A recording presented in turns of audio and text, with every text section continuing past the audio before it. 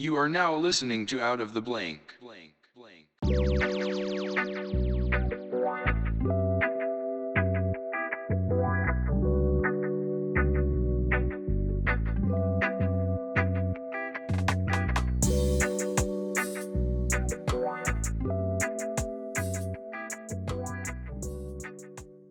Welcome to another episode of Out of the Blank podcast. I'm here with Cory MacKinnon.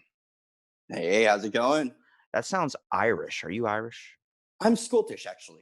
Oh, I was so damn close. You were. It's still in the Celtic tradition. We won't hold it against you. So, I bought a map just to figure out like how far Canada was actually from America, and it's right above us. wow, good observation. If you ask me to point towards any country, like where's Mexico? I'm like, that's below us. And like, where's Honduras? I'm like, I have no I don't idea. know. Do you also want to know the capital city of Japan? Because I can try and tell you where Japan is, but next thing you're going to tell me, no, that's not Japan, that's England. I'm like, which one's shaped like a fucking boot? I don't know.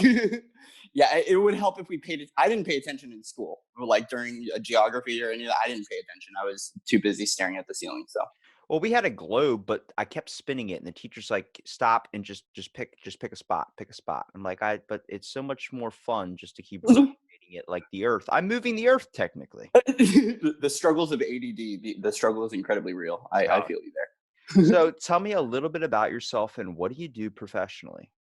So I am a energy healer. I'm a 3-time Reiki master, and I that's what I do professionally right now is trying to make a living doing energy healing. A little bit about myself.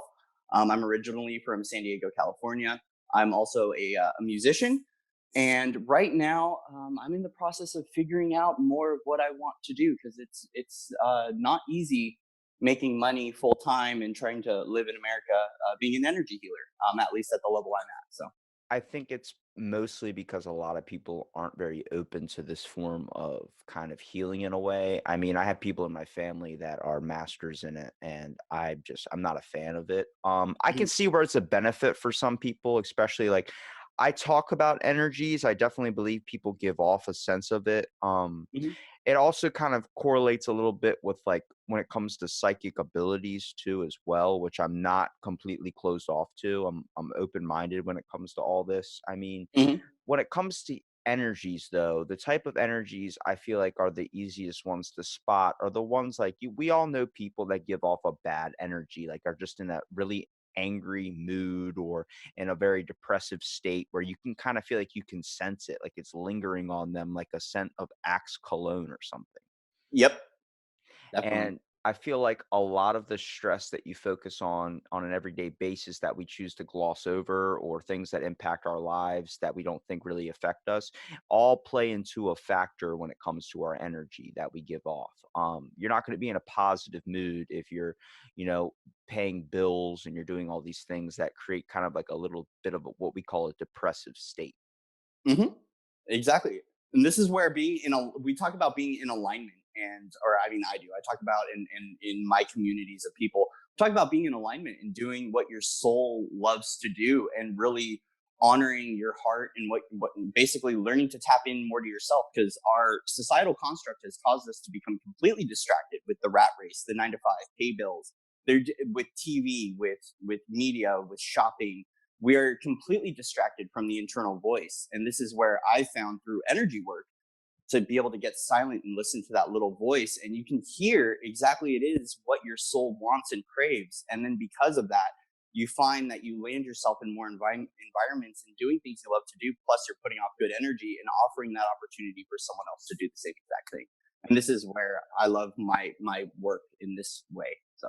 What made you decide to get into this as like a field of study or something? Like a lot of people don't really look at Reiki energy healing and decide like, oh, this is something I want to, chase down and pursue. A lot of people still are kind of slow to the process of getting to it. Me, I'm not a giant fan of the whole hands-on type experience. I still get a little uncomfortable when people try and hug me. I'm like, whoa, whoa, I don't even Mhm. know you, bro. Like, Yeah. but it's I've seen people in my family work with, like, we have the whole setup in one room in our specific part of our house where, I'll get a message like, "Hey, this person's coming over for a healing at this certain amount of time. I need you to make sure you're not messing with the overall chi or alignment." Because when you talk about bringing a bad energy into your house, that Mhm. is like when you experience a rough day at work and you're coming into the door, and as soon as you come through the door, it's like you're immediately like you want to leave your problems at the door, because when it comes to your overall energy, I guess you should say, Mhm. it's it's a multitude of factors that go into it. I feel like there are a lot of healing processes and things you can do. The easiest solution, I think, for a lot of people is just spend money on stuff that you want. Um, I mean, that creates happiness and that creates a Yeah, better mood. But temporarily, but yeah, it doesn't resolve exactly. the underlying issue, because it's all about we heal it at the root. We go to the root of the issue, we tackle it. We and this is, for us, it's the shadow we talk about, which Carl Jung talks about in the Jungian philosophy of shadow work. We go to the root of the issue, we resolve it, and we end that pattern and that cycle of misery and destruction that we've been, encasing ourselves within, which is normally just a program and a belief that isn't even ours. It was something that was engraved in us between the years of 0 to 7 years old, that we end up carrying with us for our entire lives until we resolve it. So. And that's where these types of things like yoga and meditation come from, because basically it's like trying to reset your mind and find a connection with not only your mind and your body, but Mhm. having this type of spiritual thing as well. A lot of Mhm. people feel like when it comes to healing, it means, oh, it's a sore muscle. Yeah, it can be for that. But when we Mhm. talk about what's one of the things that seems to get damaged the most, that a lot of people never even think to consider when it comes to healing, and that's our spirit, um, Yeah, our well, sense of pride.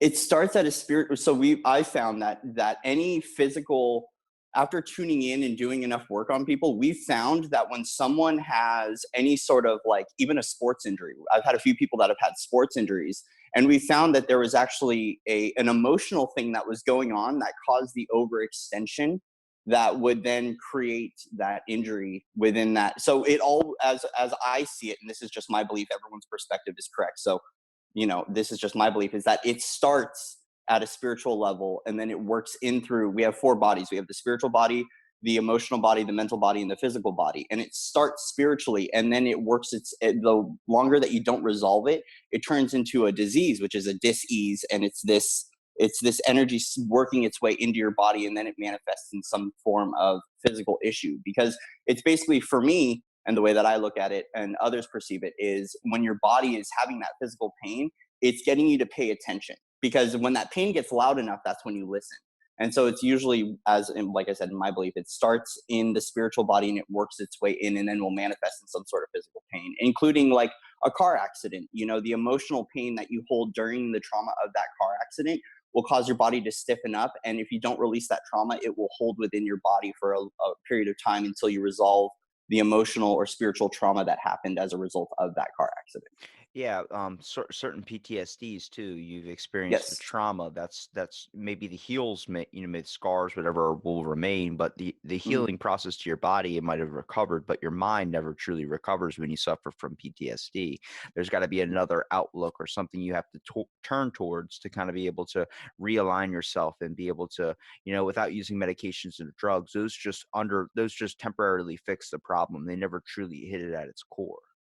Yes, unless you're having flashbacks, though, because like that's what made me get into Reiki, was that I'm diagnosed with my own PTSD, not from war, but my own traumas that I faced in life, and other behavioral health issues as well. But I find that medication helps for a period of time to decrease the symptoms until you are in a balanced state. Because the idea is we want to get your mind and your emotions and your body into a balanced state in order to resolve the issue. Because a lot of the flashbacks with trauma and really deep held trauma, sometimes the medications will help to get you into that chemical balance and to make you feel comfortable and safe so you can start to resolve the issue. But I believe at some point in time, if you are it's a multifaceted problem, so you have to attack it from all of those angles. You can't just come in and cure PTSD with just medication. You have to do the psychotherapy. For some people, doing energy stuff. Other than that, doing EMDR, like reliving the trauma in a safe space and being able to release it. comfortably, because there's so many factors and it's different from every individual. But medicine, I don't think, is the only solution. I believe this is the issue that we see nowadays: is we see medicine being heavily we see medications being heavily prescribed and overused.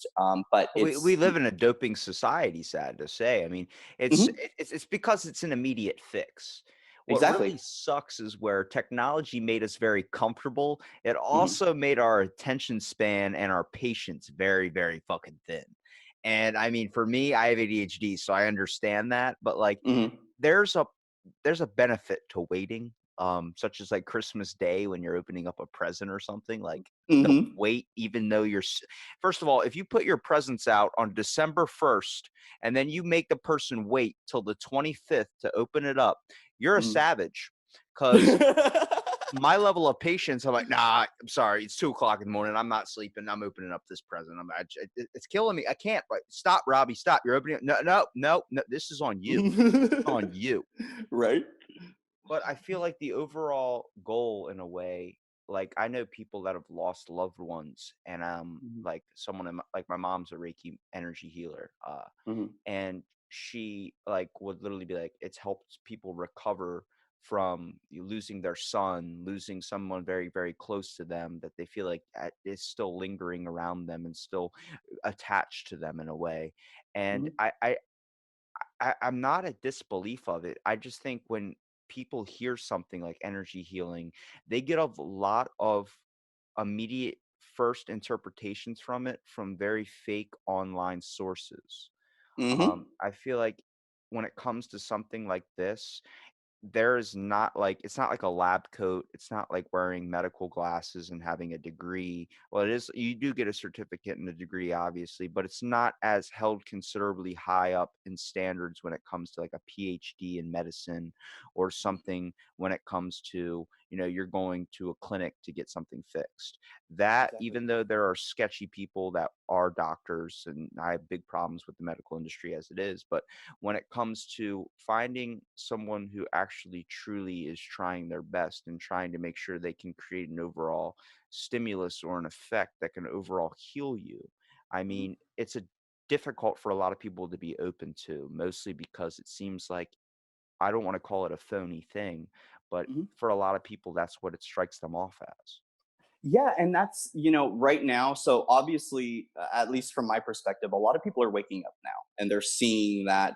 Um, we're finding that people are, they say insanity is doing the same thing over and over again, expecting different results. And they see, I've had many people that are like, I've been trying medicines, I've been trying all these different things and it's not working. It's time to try something new.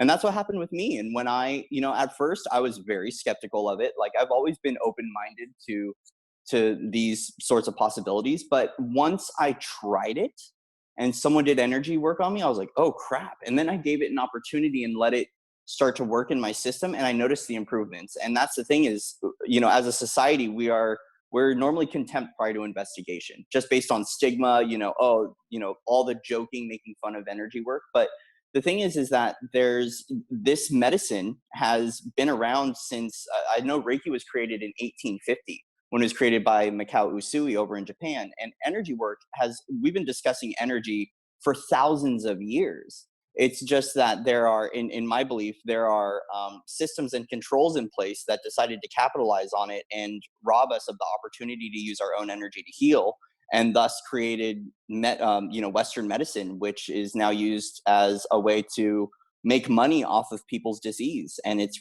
unfortunate. And I feel like that's why that stigma carries around, was because at some point in time, I don't know exactly when in history, but with the introduction of Western medicine, that became the forefront, and we made the Eastern philosophies look quote unquote crazy or woo woo or new age, whatever we want to call it.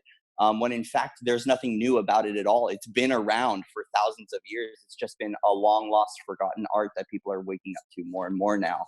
Well, it's So. all in the rediscovery practice. I think it was like 1800s or something. It was supposed to be on the fact, like, how Jesus healed with his hands. There was Hmm. a thought that people could be able to do that as well. And I always Hmm. bring up this kind of reason for this is because when we talk about energies that give off, I took psychology school in college, and Hmm. I started learning like people do give off energies, and this is where we can go into a little bit of the psychic kind of dealings as well. Hmm. Um, I'm not 100% belief that like there's like, oh, there's 100% ghosts, but I'm not Hmm. saying there isn't. What I'm saying is to stay open minded when you come to things like this. If Exactly. people are known to give off certain energies, such as good energies and bad energies, especially like if you're very empathic, like my mom always calls me an empath. She goes, "You have empathic abilities. This is why you choose to be up like at 1 o'clock in the morning and get all your like shopping and all that stuff done at Walmart and you get your groceries." And I'm more Hmm. functional throughout like when people are asleep because there's a lot less processing of emotions. I feel like when even someone in my household is going through stress, I can sense it. It's very, Yep. very difficult for me to get sleep when someone seems like they're in pain or somebody is stressed out. Yep. Also, I found as I'm getting older, uh, it gets a lot stronger, and she'll occasionally toss a book at me my way and be like, "Hey, read this because it's going to help you be able to control what's going on in your life." And I've never really taken the time to look at it, but like I'll be sleeping and then I can't sleep because my neighbor, I can sense him through my wall that he's going through something. Like Hmm. it's very, very difficult for me to find myself aligned and be able to be comfortable when I know that there's so much hurt that is going on around me. It also makes it difficult too. Like when I walk around people and I experience all these people that are just like, and they're given default answers. They're living like what I call a false mask in a way. They're Yep. literally not showing the true person. That's why I do a lot of these podcasts one on one because I feel like we always give default answers. We always give this, oh, yeah, sure. How's your day going? Cool. And then start walking away. Hmm. No, let's sit down one on one and have a talk about this. Let's talk about you, your desires, your passions, your interests, everything that's going to make you light up and show me the real Cory in a way. And Exactly. it that's the people I like. Like people always look like you must love talking to people if you talk to them all the time. I'm like, honestly, I don't like people. And they're like, "What do you mean you don't like people? You have conversations with them for like hours." And I'm like, "Yeah, but I like the people one on one. I don't like the false narrative that we give off into society today. Yeah. Nobody's giving a shit anymore. When you become less empathic as a world, you become numb. And when you Yep. become numb, you start to see certain problems arise, such as shootings, such as murder, Hmm. all these types of things that have always happened, but you get to see it more and more and affect younger and younger ages. You get to see mental health decline because we're meant to care about each other, but as Hmm. people, we've adopted this false narrative where we can just not give a shit about anybody, only ourselves. And that's the thing is this is the separation that, and we look at it like with the division of countries, the division of states, the division of culture, the division of race. And this is why I heavily promote unity, because we are meant to be connected. Like if you look at a child, if a baby isn't held, I don't know the exact statistics, so I'm not, but I know that they said in the first year or so of a baby being born, if it's not held, it will die. Well, that's the same for the adult human too, is that we see so much war, we see so much separation and so much fear now that it's led us into a level of hermiting and separation where no one wants to unify. But not just that, like we also have to honor everyone's differences, because that's what makes the mosaic of the world, the painting that is humanity, is that we're all different shades, we're all different colors, we all have different backgrounds. And if we were all the same, like if we were all just super super positive people all the time, it'd be boring. A lot of the learning lessons comes from the negativity and those level of experiences. Now I think it could be minimized when we get into alignment. We can end the wars and things of that nature, but also discovering that everyone's going to have different viewpoints. And just because I may not agree with your viewpoint doesn't mean that I don't have to like you. I can love you unconditionally and disagree with your viewpoint, but that perspective can help to shift my narrative. And this is why I love having an open mind and creating these conversations, because you may have something that can unlock a truth within me that then I can see something different about myself and thus improve and change and step more into alignment. And this is where I think we need to unify more as people and honor everyone's differences, because that's the beauty of the world. I mean, if we look at music, music is made up of all different instruments, playing different timbres, and there's different colors and different tones, but we blend them together, and that's the music that we grow to love. And so we need to grow to love that in humanity as well, and in other people. So Now, can you take me through the process of your one of your healings? Yeah, just talking like what I do essentially. Yeah, like how does it start off? Obviously, a person you have to meet the person and you find out. So it's not like a Tinder date, you know what I mean? But you Yeah. get to know the person a little bit. But like, what do you do? Like, take me through the step process. Like, you have to obviously set up the room, the environment, because I feel like a lot of factors that play into energies is also the environment and ambiance that you get set around. That's why when people go Yes. to a movie is way more impactful in the theaters than it is sitting at home. Exactly. Well, a lot of my sessions I actually do distance. So what's interesting is that with energy healing, just like I can do it in person, I can do it over the phone. I can do it through a Zoom conference. And that's actually how I do a lot of my stuff. But what I do is, and this is what I do before any interaction actually is, and I even did energy work before this podcast, is that I essentially I found that for me, because I am authentic and I speak my truth, especially because I do have a YouTube channel, and so when I talk about my stories and the things I've been through, I find the people that I attract have been through. A lot of us have similarities. We're either empathic or have energy healing abilities. We suffer from trauma, drug abuse issues, which is an issue of mine that I've overcome, things of that nature. And so I find that the people that I attract, I'm very comfortable with working with because I have what we call an avatar. So the audience that I'm trying, and the at an energetic level, the people I'm trying to attract are people are a lot like me. What I essentially do is I clear the space. So I smudge my place. So I use things like frankincense, palo santo, sage, in order to clear the energy of my environment. I make sure that I clear the energy of the person too.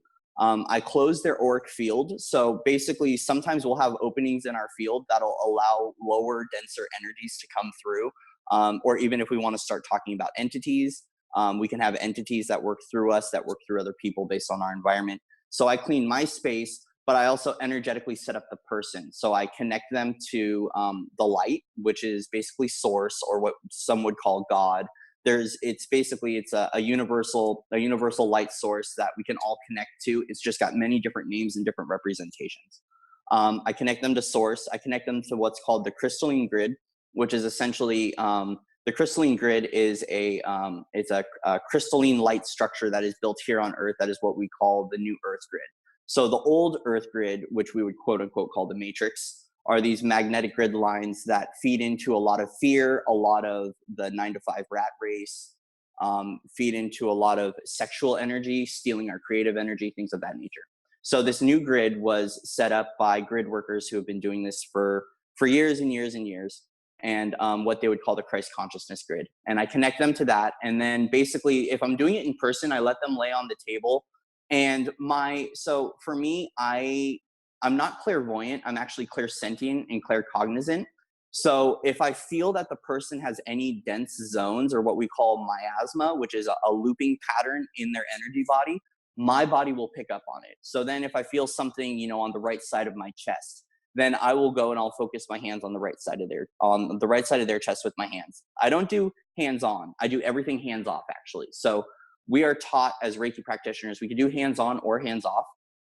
I prefer, just for boundary reasons, for working with trauma and also working with female clients, being a masculine.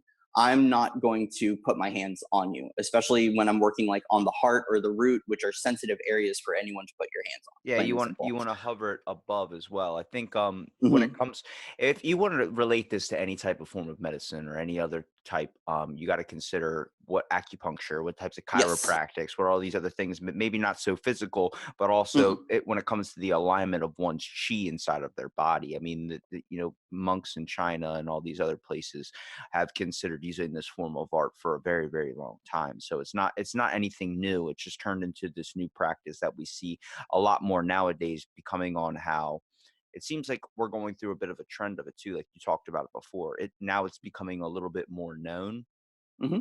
mostly because I think people are finding a new belief in things and trying new odds and ends rather than the classic medication with a pill.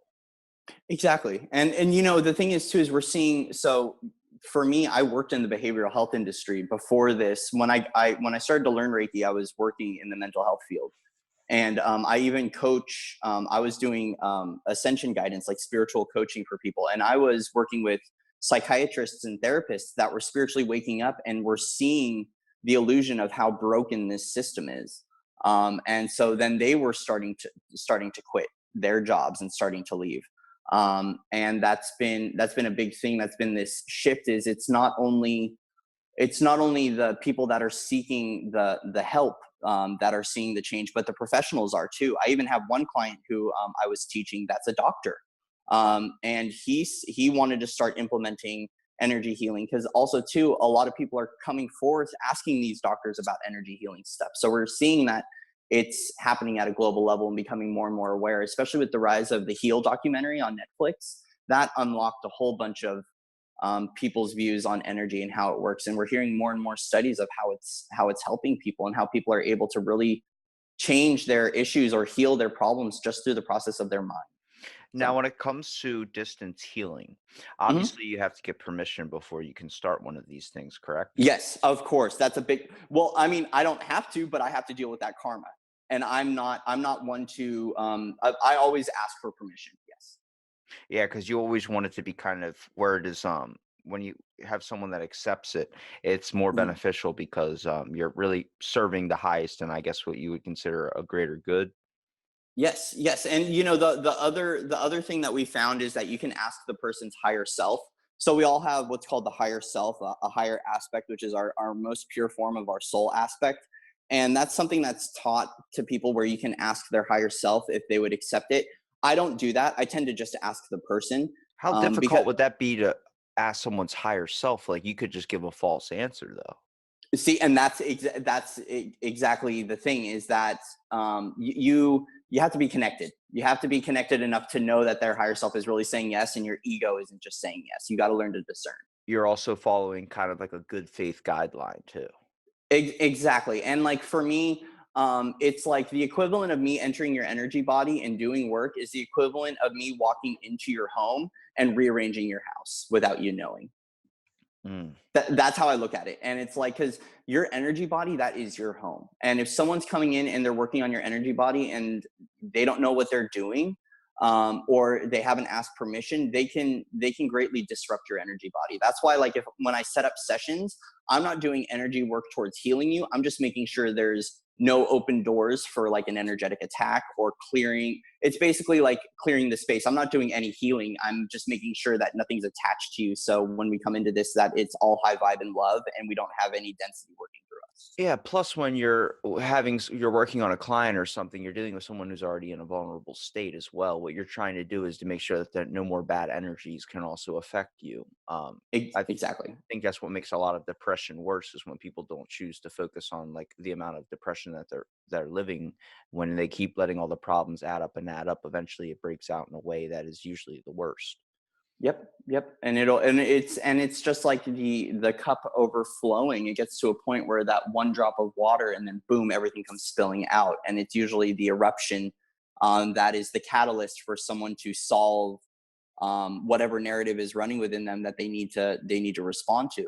And so for me, I want to make sure someone feels nice and safe and comfortable when they're coming in, because a lot of people too, a lot of us that especially with trauma, we are told by the experiences we faced in life that we can't feel comfortable around people. And so a lot of this too is making sure that I don't have any density, or that if I'm going through something, I have to prepare my energy body and prepare myself to be grounded and to be living in love and being able to comfort someone. Because if I have any distortion sitting in my field and someone comes up to me and they're empathic, or they're going through it, they'll feel that and they won't feel warm and welcomed. And so a lot of this start too is making sure that my energy is in alignment and I'm living in that love and that truth and that compassion before I work with someone.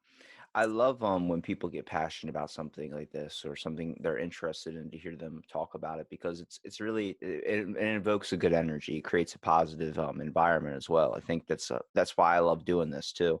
But when it comes to the types of degrees, like I know my mom hangs her master Reiki Energy Healer thing in her room, high in pride, much like a lot of people use with their college diploma. Mm. Me, I hang my ordained minister's license under the United Church of Bacon over my college diploma because that means a lot more to me. Yeah. But when we talk about degrees, like I know that a lot with distance healing techniques. I know a lot of second degree Reiki practitioners is kind of like the methods that they use. Like I'm familiar with one of them. I don't know if you use a different form, but I know a little bit about the Reiki box. Yeah, I've done the Reiki box, Can you where I explain create. that a little bit? Yeah, so with the Reiki box, essentially, so I have like a little quote unquote altar, that I set up with crystals and with healing energy. And what I do is I will write your name on a slip of paper and charge. Because see, this is the other thing too with Reiki that's very interesting, is that with some distance sessions, like I can write your name on a piece of paper and write inspiring messages to receive healing and love and light, and put it into a box, and actually I can apply Reiki to the box and have, 50 or 60 names in that box, and everyone's going to receive that level of healing. Because as soon as I'm still focusing that energy in your direction with intention. And so I'll write the Reiki symbols on the piece of paper and have it set up with, crystals and blessings, things of that nature. And then I can open it up and charge it with the energy and be able to give, I've done it with family members where I wake up in the morning, or even clients that I have. I put their name into this Reiki box and I send it energy, and I'm able to now in one, 10 or 15-minute session, send that good energy and that healing energy to 50 or 60 different people, which is nice because now I'm affecting more people in less time. And that's why I prefer to do the Reiki box, because why not be able to send blessings and love and light to people like that, Yeah, exactly. It's not just with people either. You could, like you were saying, you could do it with a person, you can do it with a place, you can do it with an animal. Um, Mhm. it's crazy to see too, because you have to like write like this us like the distance with, I think it's called a distance symbol. Symbol. Yep. The distance Yeah, symbol. Yep. on a piece of paper with the name, and it's supposed to promote good energy too. I never knew Mhm. what this was until I was like stumbling around the house and I found this little box that I thought was going to have like loose change in it, and I opened it up and there's a Mhm. bunch of pieces of paper with like names of my family that were written on it, and like people that I know, Yeah. like my mom's friends and stuff. And I was like, what is this? And I saw a weird symbol. I was like, all right, she's put out a hit on us. This is what's going on. And I mean, I was young at the time, so I didn't truly understand what was going on. But now, what other forms of methods do you kind of use though, besides the box techniques? Do you ever try the surrogate method or? I've never tried the surrogate method. So what happened with me is when I learned Reiki, and essentially I already had natural healing gifts, and this is more the people I'm starting to run into in my spectrum, is we are more guided rather than from a learning from a master. We're doing the olden days where spirit guides us to the different healing modalities. So I got my Reiki master's certs online as well as in person, because they do have online trainings for it. And now it's at the point where a lot of the stuff that I've been guided into is using energies that are already existing in here on earth, and learning from other teachers that aren't the traditional Reiki method. So now we have access to different systems and what we would call spiritual technologies. And this is where it starts to get really weird and woo woo. So it's and this is where it starts to get galactic and starting to talk about aliens, which, this is when we go down the rabbit hole of, I think I'm losing my damn mind. And we How far is aliens and Reiki energy healing? Because every time I bring it up to my mom, she's like, "Shut up." Really. Yeah, she never Um, talks about aliens for some reason.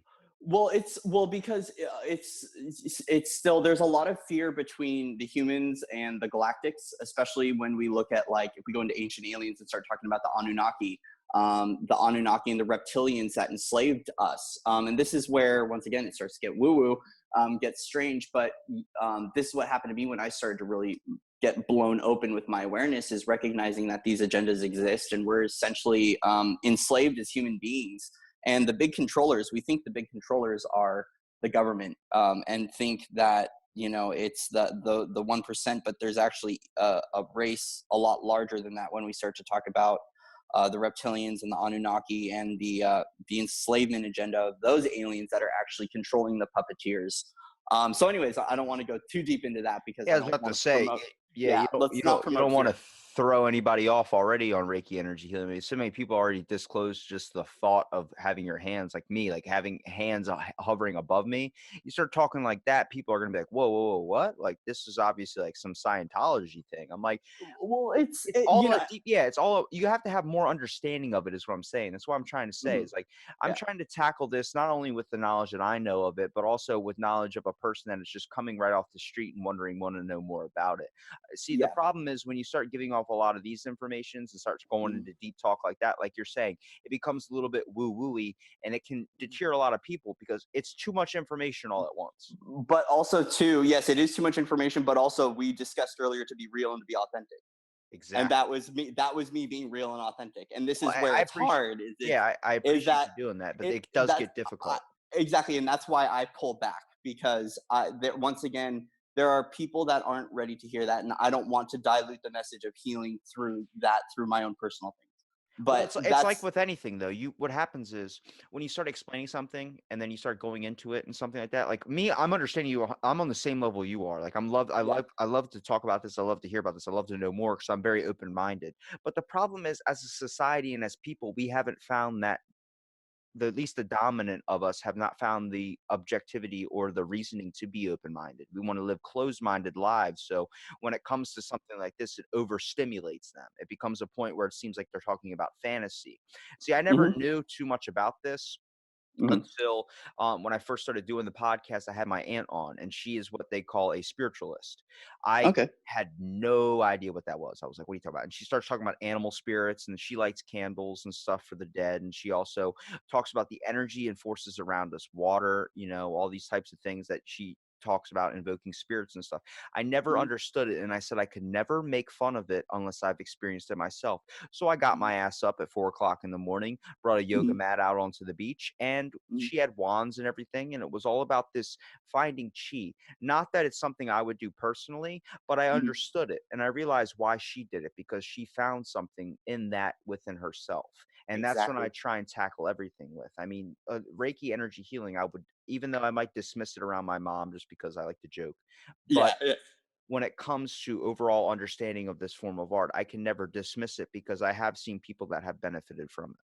Yes, yes. And that's the thing too, is like once again, because I was one of those where I was raised spiritual, but I never really fully believed it. But I once I gave it an opportunity and started to see it work in my life, and then started to hear testimonials. And for me, I was on mental health medication from 8 years old until I've now, because of Reiki and because of using energy healing, I've been successfully off all medication and discharged from all forms of therapy for the last 7 months, without having a relapse. And it's been that to me is beautiful. It's been a very a worthwhile thing, because also too, it's helped me to find spirit, and it's given me purpose in my life that is dragged me through.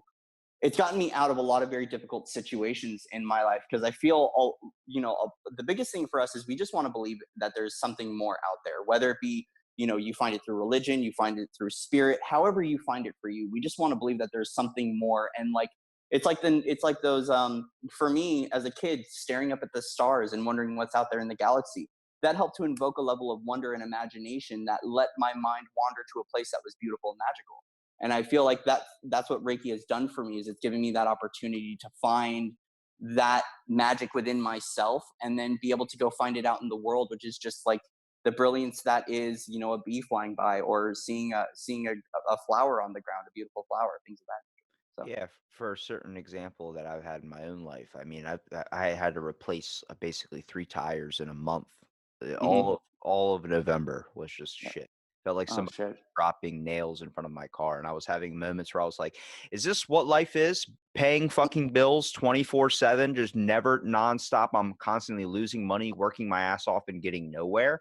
Yeah. And I had this realization, like life sucked. I was like, man, there's just no point. And I'm driving and I saw this butterfly fly across the road. I've talked about it before, and a hmm car just missed it. And I was like, that's all of Wow. us right now. We're just floating through life, and that car is just missing us. And I realized like that was a come to God moment. And I was like, I'm not religious at all, even though I'm under the Church of Bacon. But hmm when it comes to like a deep interpretation. This is where I talk about where religious things work for some people. So I'll never dismiss it because I've seen people turn to that and become religious on a basic experience or something that they needed that pulled them out of a hard spot in their life. Yeah. When it comes to energy healing, it seems like a lot of people that choose to go for this form are people that have suffered from addictions and people that have suffered from being wronged by medication or being so involved with medication that it's literally brought them to the point where they don't want to do it anymore. The Yep. problem is, as people, we're becoming very depressed Mhm. because we receive what I call stress fractures on an everyday basis. Much like if Mhm. you have a pane of glass and you see a little crack pop up, yeah, you Yep. can keep going with that little crack and choose to forget about it. But eventually, it's going to start breaking into more and more cracks. And when you keep putting band-aids over something like that, it never fixes the problem. Mhm. So when you turn to this form of thing, it's like where you talk about like you had a drug addiction that you went through. It's common because when people start to look towards Reiki, they want to find a form of healing, which is what Reiki is, that is not anything that is dissolved into your body, such as like ingesting a medicine or ingesting a pill. It's Mhm. all natural remedies and just overall good energy feelings. Like Yep. it's about invoking one's positive force into someone's body who's hurting and trying to heal them through that process. Like that's what I try and like explain to people as well, even though I might dismiss it or something. But I I I try and stay open-minded with these types of things. If it works for some people, then you should never ever dismiss it. No, and well, and also too, it's like it's different. Essentially, the way that I visualize Reiki is that you've got a cup with mud sitting on the bottom, and the Reiki is water, and we just keep filling your cup up with Reiki until the mud floats to the top and out the cup. Like you're painting for That's gold. Yeah, exactly. It's like that's essentially what we're doing at, using quote unquote metaphor or some sort of symbology to be able to describe it, is that what we're doing is like, instead of throwing more mud into the cup and muddying your waters, like why not fill it with something that is just life force energy that then can help to dissolve all of those issues that are creating those fractures in the first place. Because anytime those stress fractures are popping up in your environment, it's a signal saying, look at me, I'm not supposed to be here right now, but based on your thought process and based on the way you've been living your life, I've been showing and this is where it gets difficult because, like, for me, I started to realize that more and more was out of alignment. And then I started to change and shift and grow. And I started to lose friends, gain new friends. And then those new friends I gained, they ended up being out of alignment. And that's part of this enlightenment process and the evolution of ascension and growing and expanding spiritually, is that these stress fractures I find are clear signs from the universe that's saying this isn't working for you. And that's when, and it happens, and a lot of people live in so much fear that they don't want to change, especially when it comes to jobs, when it comes to relationships. People fear that they're never going to find another job like that, or they're going to be unhappy at their new job, or whatever it is. But all of these stress fractures are happening individually, personally, because things are out of alignment, but it's also happening at a collective level too. We find it on a day to day, like, and this is where I have to look at myself. Like, if I get cut off in traffic by someone, I didn't attract that. There's also a collective energy of bullshit going on that has nothing to do with me personally, and that needs to be healed at a collective level versus just an individual level. Eh, So, if anybody recorded the conversation that I have with my mom in the car, it's so different sided because she's the type like someone cuts her off or someone does something, she's like, whoa, whoa, whoa, and I'll be like, wow, that guy, like crazy, right? And like I'll say something, mm-hmm. she's like, bad energy, bad energy. I'm the Mm-hmm. type like if I see somebody cut me off in traffic, I might get mad or something, but I also try and I come from a psychology standpoint where I'm like, oh, he Mm-hmm. probably has something in his life that's why he's rushing so fast or he's doing something or why did that person Yep. yell in the store? Instead of being like that person's energy's off, I'm like, oh, they probably are experiencing something going on in their life that they can't handle. So they're overreacting and taking it out on someone else, which is, Mm-hmm. it's very common as people. We try and project our problems in a way, maybe not for me and you, but Mm-hmm. it tends to happen, especially when you get overly kind of consumed by it. But Yep. when it comes to energy healing and these types of things, it's it's an art form and it's been throughout history, but when we're seeing this revamp, I think a lot more understanding and a lot more people are going to become more open to it, like you were saying, because of the fact that they're finding that they're getting sick of taking a pill. They're getting Mhm. sick of taking certain things. Yes, with energy healing, you can take certain supplements like horny goat weed. I always found was a funny one. But like these types of things that are known to be natural, like boosting effects, and obviously you have to take it for an extended period of time to see anything from it. But a lot of people, what gets their fascination with pills and also where it can kind of lead them down a bad road where they get sick of them is the fact of how immediate it works. People want that immediate relief. Nobody wants the eventual payoff from it. No, and no one wants to work for anything anymore. We're in an instant society. We've got, the instant pot, where you can actually you just cook a meal super quickly. We've got microwaves. We've got, people Don't that hey, don't talk shit on instant noodles. Those things are a instant noodles are godsend. bomb. Yeah, they are a godsend. So don't worry, I won't talk shit on instant noodles. Everything is instant nowadays. Everything's I want it all right now. I want it all right now. And I even do this where I'm like, why I want it all right now? And it's because no one wants to work for anything in life, but we're not meant to. If everything came instantly, we would wrap up all of our lessons in life in within 5 or 10 years, and we'd be dead. This is about longevity and sustainability, and like we're so quick. Everything is so fast and fast paced that we find a lot of people are uncomfortable with slowing down now. And this is what this has taught me too, is to really tune into the breath and to slow down and to take it easy and to like coast, because that sense of immediacy is a sense of urgency that is a fight or flight response. It's keeping me from being in peace and relaxed and enjoy. And I've found that I can be fast paced and still live in peace and joy. But even with when it comes down to things like medicine, we just want everything to be resolved for us, and we don't want to take ownership of our problems. And a lot of this recognition, especially when it comes to trauma, is to realize that I had to realize at a soul level is that, hey, I went through this because it was teaching me a very important lesson. And I have to take ownership for the lesson that was learned from that trauma. And then I can resolve it, and it won't happen again as long as I heal it. Because if we look at trauma cycles, the reason trauma keeps occurring in someone's life is the person doesn't resolve the trauma, and when you're living in that frequency of trauma with the law of attraction, like attracts like. So if I'm living in a state of depression, the universe is going to provide more opportunities for me to be depressed.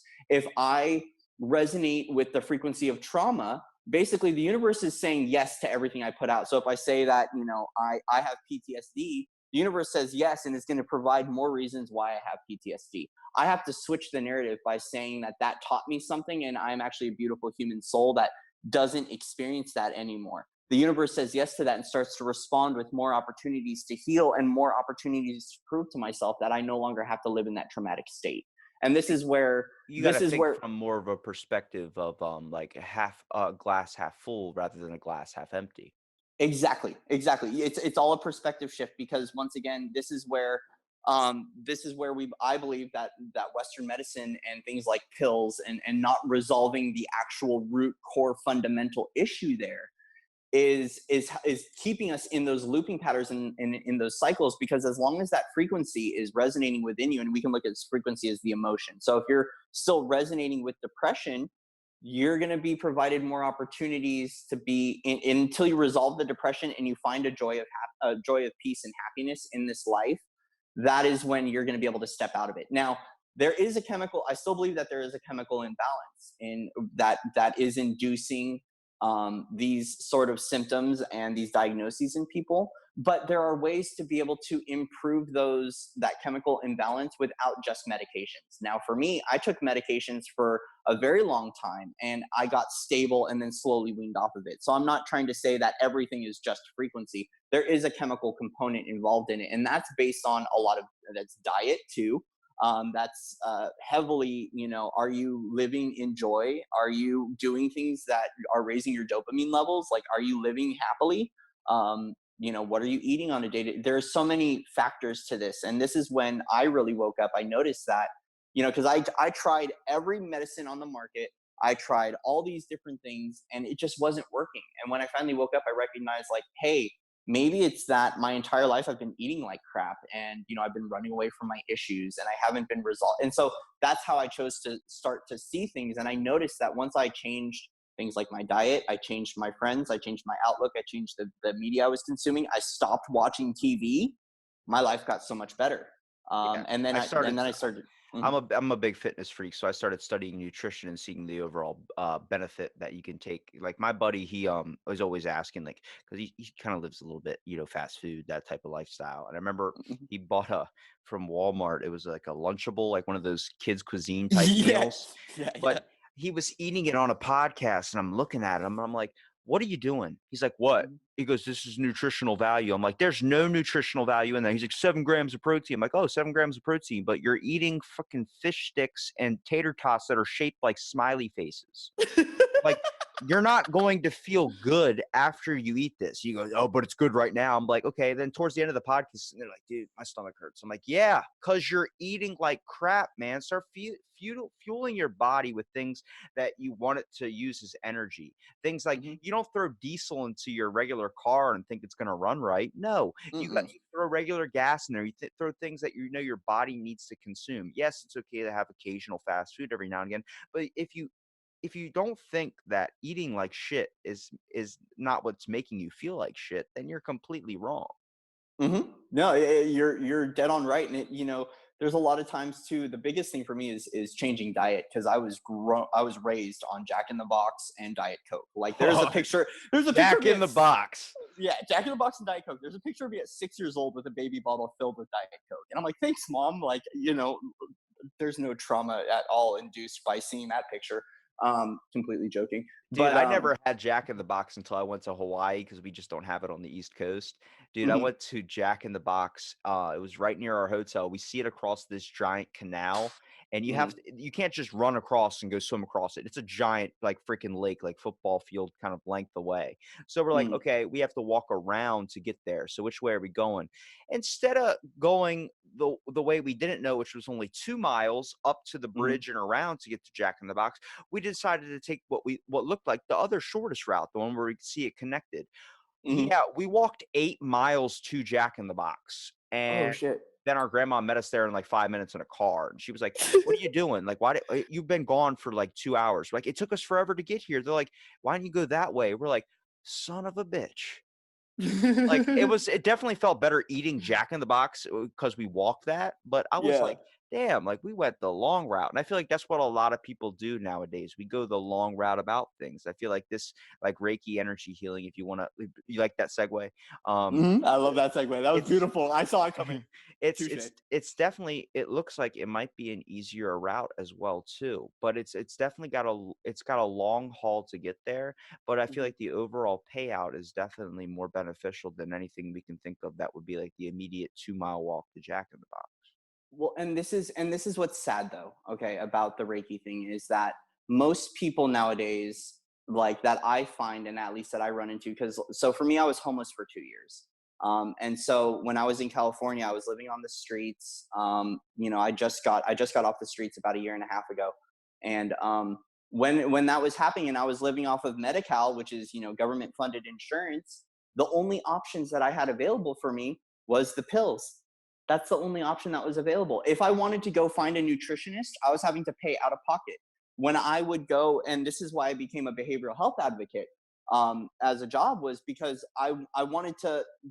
I knew that there was ways that we could stop spending millions of taxpayers' dollars by ending these cycles of people that are in and out of treatment and in and out of spending, we're talking hundreds of thousands of dollars a year, depending on the person, with rehabs and going to these various appointments and crisis stays, emergency rooms. That could be all negated if we started to practice things like nutrition, eating healthier and doing the energy work. But the issue is that I don't see, people have to pay out of pocket to do this, and a lot of people can't afford it.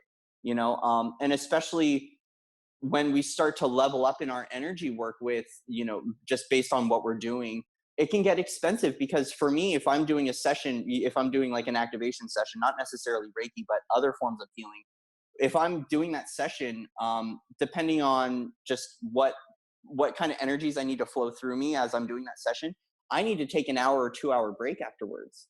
Like it's not like I can just do back to back sessions, so I have to charge more. And Yeah, that's well, you what's have to reset too, depending on your client as well. I mean, a lot of clients probably Mhm. come in, and if they start giving you like a list of everything that's happened wrong in their life, it's the same thing with a therapist. Like, Yep. it's very, very difficult though with a lot of therapy now because they have back-to-back clients. Like, oh, your time's up, you got to go this far. When you're doing an Mhm. energy healing, it's also way more intimate as well.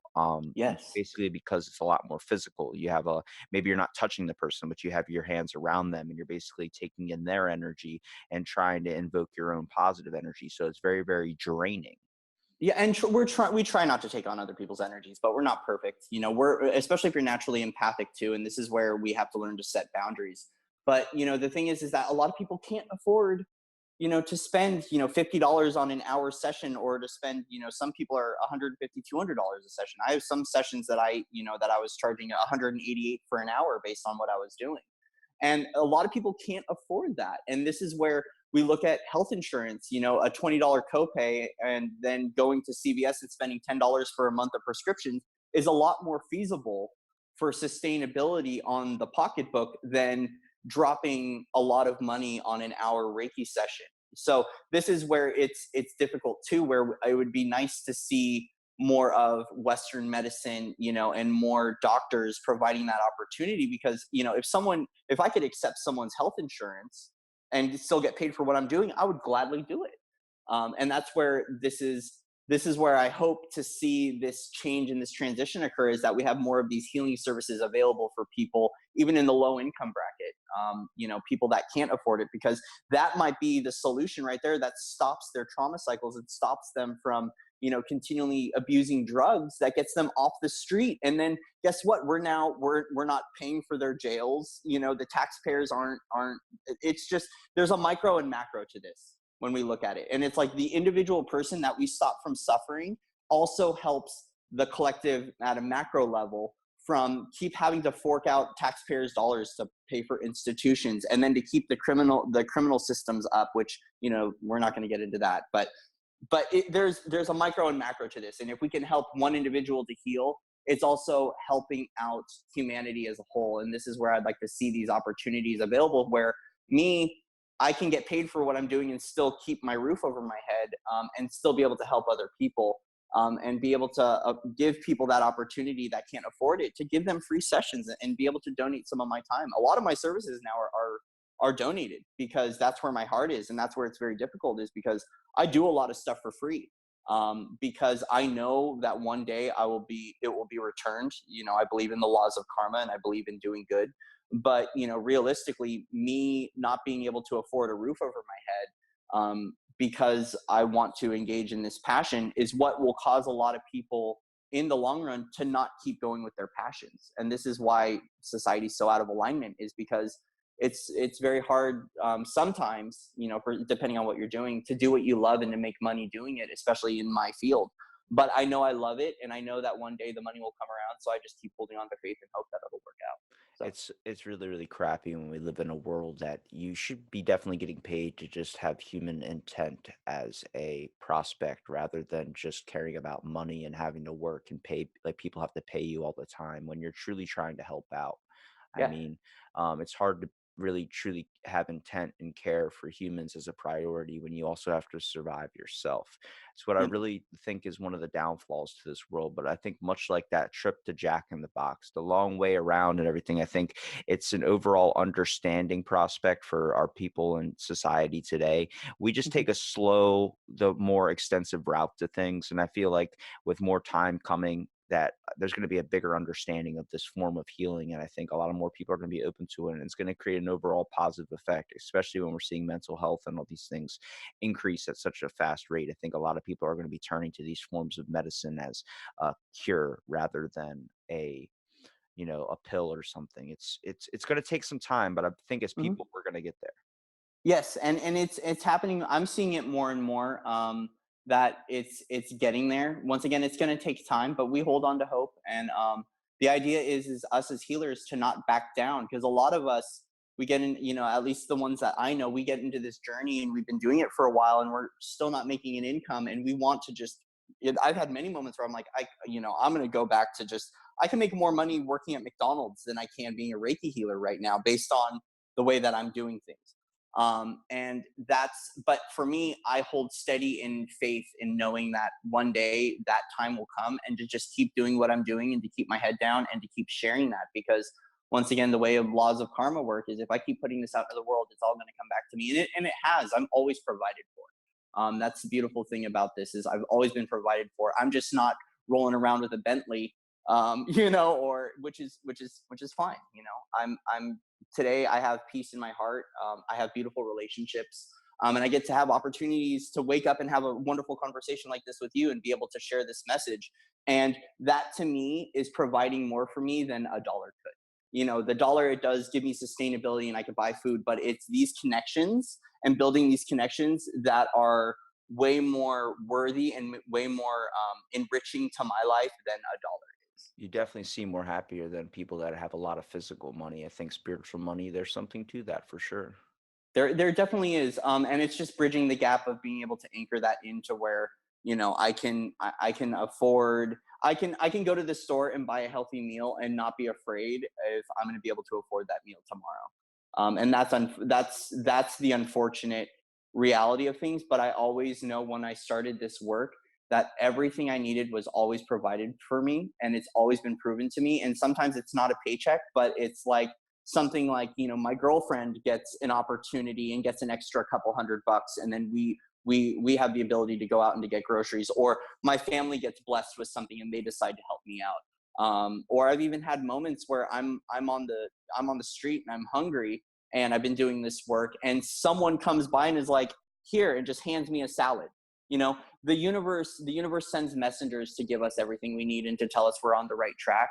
And so this is where I learned to tune in and hear those messages and know, like, hey, it's all working out exactly how it's supposed to. Even if I'm on the long bridge to go home, or I'm doing the short route, I have to honor the journey. And the journey is knowing that there is a destination, and it's all the in-betweens between the beginning and the end that make up the entirety of the journey. And so this is where I learned to enjoy the process and know that there's going to be lessons along the way, regardless of if I'm taking the short route or the long route. And that it's my route and it's my journey. And that's what I chose to go through with my soul's evolution and my soul's growth. And it's Well, beautiful just the way it is. to quote one of my favorite movies, The Dude Abides. Oh my gosh, you just went there. Thank you. The dude always abides. I got my licenses under the Church of the Latter Saint Dude, This, by the way, too. same here. I'm an ordained Dudist. That same. I got the mine is in comedic science, and then I think philosophy of dudism. Yeah, mine was philosophy of Dudism. That is, yes, that's actually how that's how I woke up, was the dude. I'm telling you, So, that's a mhm, lifestyle I try and live. Just let it be, man. Let it be. Well, thank you so exactly. much, Corey, for doing the podcast, man. I want to give you here a minute at the end to kind of promote your work and also your healing services as well, man. Thank you. Yeah. So you can find me on YouTube under Unified Masters. Also, I have appointments available and various activations and media that I have on my website at htt or just www.unifiedmasters.com. If anyone has any questions, they can email me unifiedmasters@gmail.com. You can find me on Twitter under Unified Masters, and you can find me on Instagram under Unified Masters. Well, thank you so much for listening to this episode of Out of the Blank podcast, and stay tuned for our next episode.